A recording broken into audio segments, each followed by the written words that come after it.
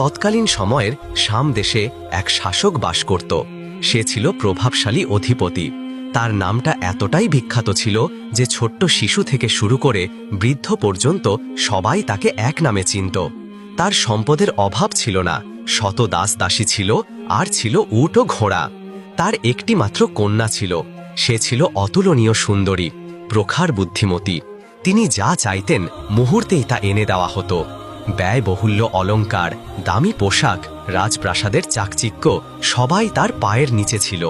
তবুও কোথাও যেন ছিল এক অদৃশ্য শূন্যতা।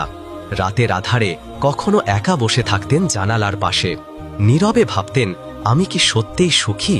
সব কিছু আছে আমার, তবু কেন যেন কিছুই নেই।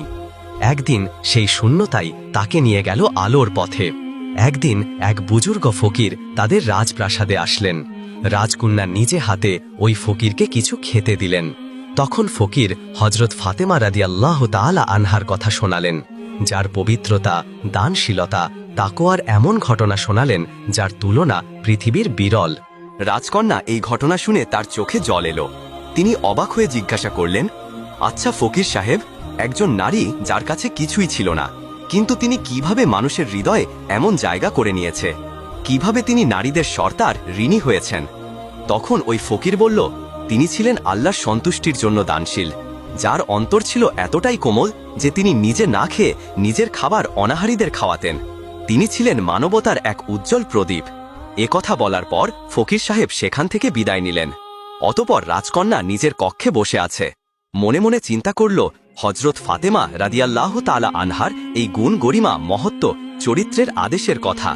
তখন তার মনে প্রবল ইচ্ছা হল একটি বারের জন্য ফাতেমা রাদিয়াল্লাহু তাআলা আনহাকে স্বচক্ষে দেখার। পরের দিন সকালবেলা রাজকন্যা তার পিতাকে বললেন, আব্বাজান, আমি একটি বারের জন্য মদিনায় যেতে চাই।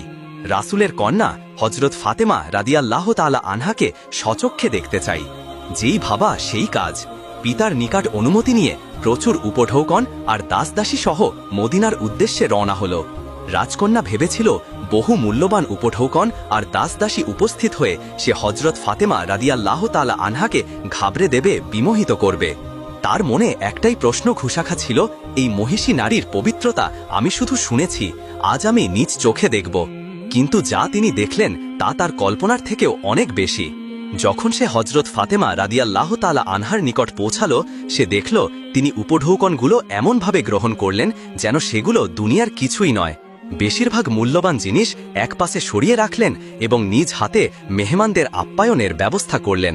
অতঃপর একজনকে বললেন, তোমরা গরিব দুঃখীদের